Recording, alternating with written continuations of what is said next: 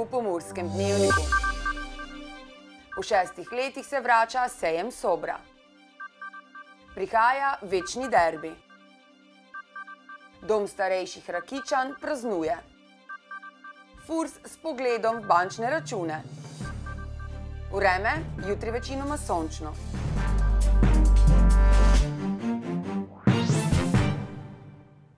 Gledalke in gledalci, lepo pozdravljeni v Pomurskem dnevniku.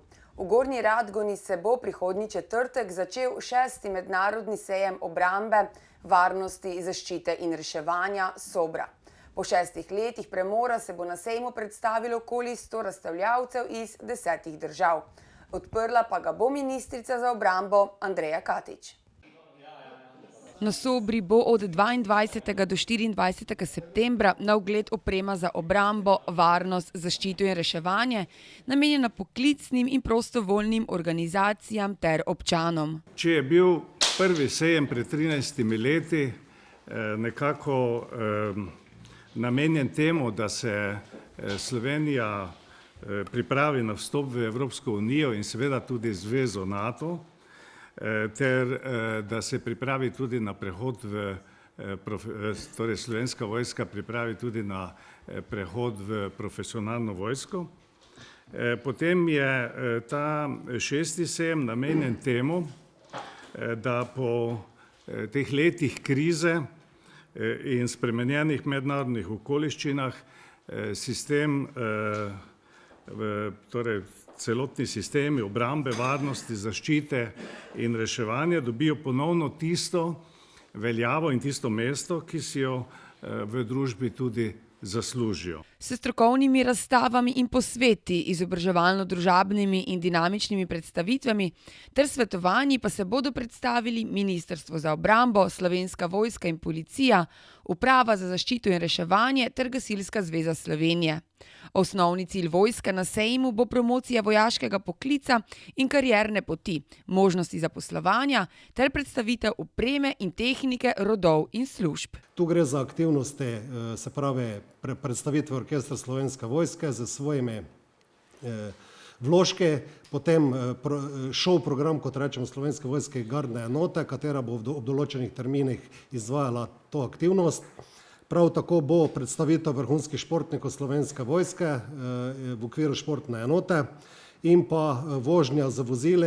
V okviru predstavitve poklica kuhar bomo tudi izvajali kuhanje vojaškega obroka. Na Sobri bo svoje zmogljivosti, naloge in opremo, vključno s kriminalistično, letalsko in forenzično dejavnostjo, pokazala tudi policija. Predstavila svoje delo, različna področja svojega dela, predstavila svojo opremo, službena vozila, službeno opremo, službene živali, dajali nasvete, pojasnjevali na raznovrstna vprašanja strani obiskovalcev. Uprava za zaščito in reševanje bo po besedah njenega predstavnika Martina Smodiša ob predstavitvi svojega dela in opreme izvajala tudi promocijske dejavnosti. Izobraževanje in usposabljanje za osebno vzajemno zaščito, predvsem želimo tu poudarek dati na predšolski in šolski mladini. V sklopu tega bo tudi kviz za najmlajše otroke in pa seveda tudi kotiček, v katerem bodo lahko ti najmlajši ustvarjali. Gasilci bodo predstavili zadnje velike intervencije, skupaj z avstrijskimi kolegi pa izvedli tudi mednarodno gasilsko vajo Povezani v pomoč. Zraven tega bomo organizirali tudi en posvet, kjer želimo predstaviti novosti v naši organizaciji. Predstavili se bodo tudi Gradbeni inštitut ZRMK z nasveti o ukrepih ob naravnih nesrečah. Gorska reševalna zveza Slovenije pa bo predstavila reševanje z višin v urbanem okolju s tehniko, ki jo uporabljajo tudi za reševanje v gorah.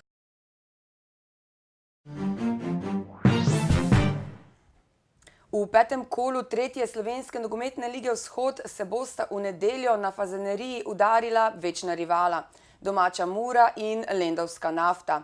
Več o pričakovanjih domače ekipe nam bo povedal Alen Kozar, ki ga lepo pozdravljam v našem studiu. Lep pozdrav. Torej, v nedeljo večen derbi med vami in Nafto. Kakšno so pričakovanja pred tekmo? Pričakovanja so, da odigramo čim boljšo tekmo in da se pripravimo na tekmo kot na vsako drugo. Verjetno si obetate, oziroma vam bo dalo dodatnega zagona tudi navijanje s tribun. Jaz seveda pričakujemo veliko podporo s tribun, in da bo nas to poneslo k novi zmagi. Kako ste pa zadovoljni z odigranimi tekmami do zdaj? Če se ne motim, imate popolni skupiček. Ja, do sedaj smo odigrali vse tekme, kot smo si želeli, imamo polni skupiček, predstave na nekaterih tekmah niso bile popolne, vendar smo zadovoljni. Letos je nekatera novost, da se v drugo ligo lahko uvrstita prvi dve ekipi. Kakšni so pa obeti oziroma želje oziroma za drugo ligo? Ja, naš cilj je tako ali tako druga liga. V drugo ligo sedaj vodita 2 mesti. Z Lendavsko Nafto smo trenutno največji kandidati in se bo pokazalo na tej tekmi kako in kaj.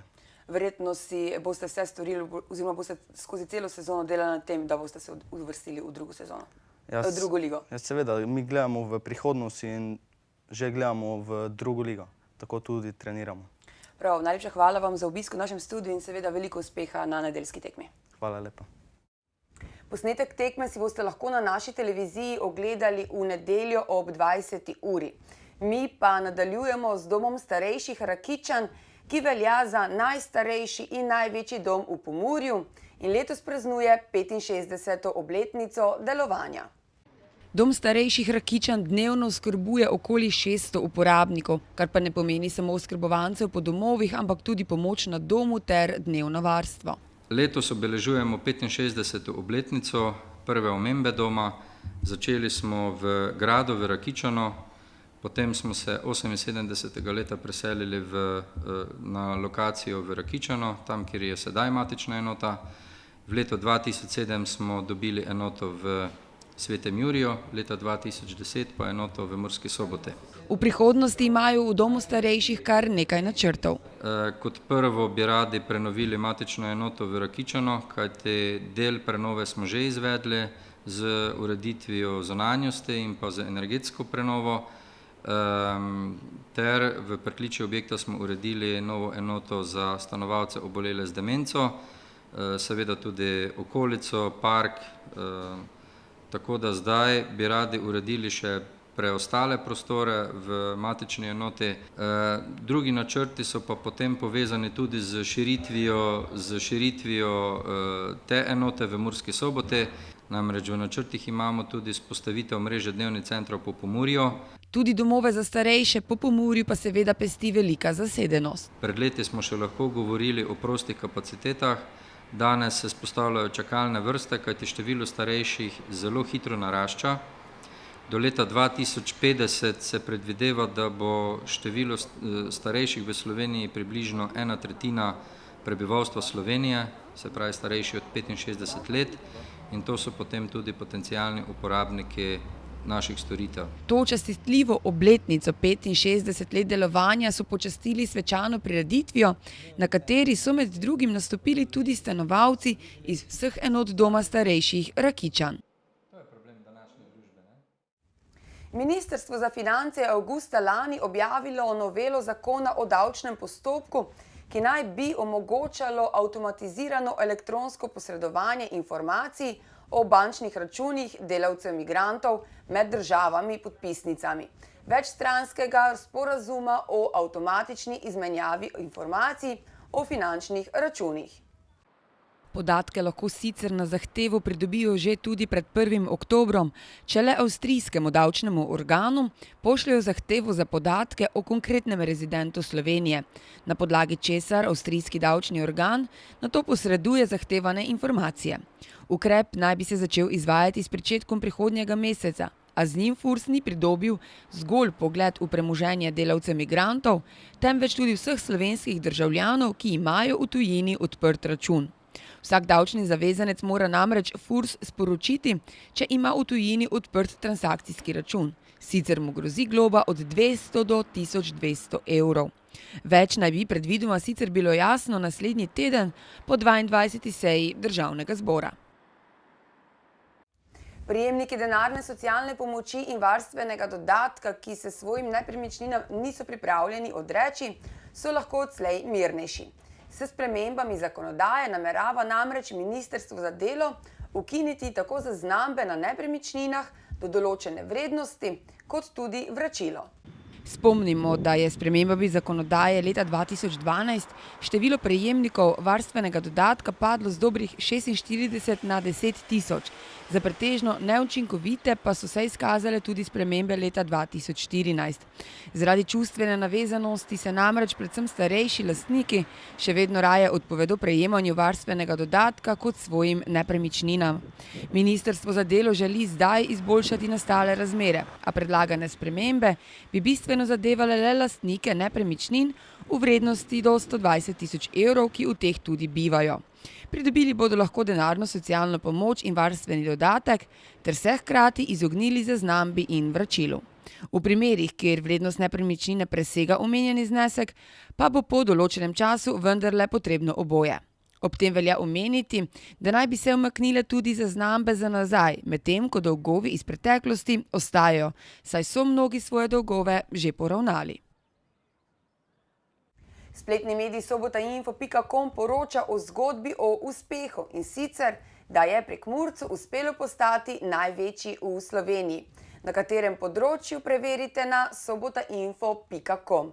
Mi pa si poglejmo še kratke novice.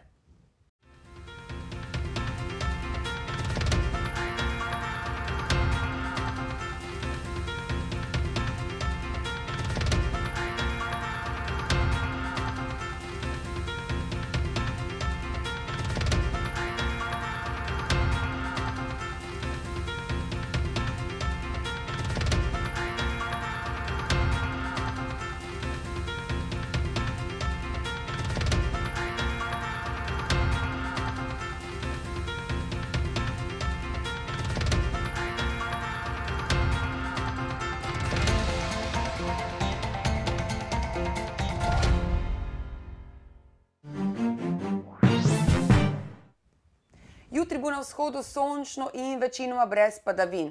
Drugod bo spremenljivo oblačno z občasnimi padavinami. Kakšno vreme nas čaka čez vikend, pa v naslednjih minutah. Danes smo imeli večinoma sončen dan s temperaturami okrog 28 stopinj Celzija. Opoldne ste v Krajinskem parku Goričko namerili 24 stopinj, v Lendavi, Murski Soboti in Radencih pa stopinjo več. Jutri bo na vzhodu sončno in večinoma brez padavin. Drugod bo spremenljivo oblačno z občasnimi padavinami, deloma plohami in posameznimi nevihtami. Pihal bo jugozahodnik. Najnižje jutranje temperature v vzhodni Sloveniji se bodo v Murski Soboti in Mariboru gibale okrog 16 stopinj, dnevne pa se bodo povzpele do 25 stopinj Celzija. V nedeljo bo pretežno oblačno z občasnimi krajevnimi padavinami, le na severovzhodu bo večinoma suho. V ponedeljek bo oblačno in deževno. Več padavin bo v vzhodnih krajih. Nekoliko hladneje bo. Temperature v naših krajih se bodo dopoldan gibale okrog 14 stopinj, dnevne pa med 19 in 23 stopinjami. Toliko smo vam pripravili v današnjem Pomurskem dnevniku. Za več informacij obiščite našo spletno stran www.tvideja.si. Nasvidenje do prihodnjič.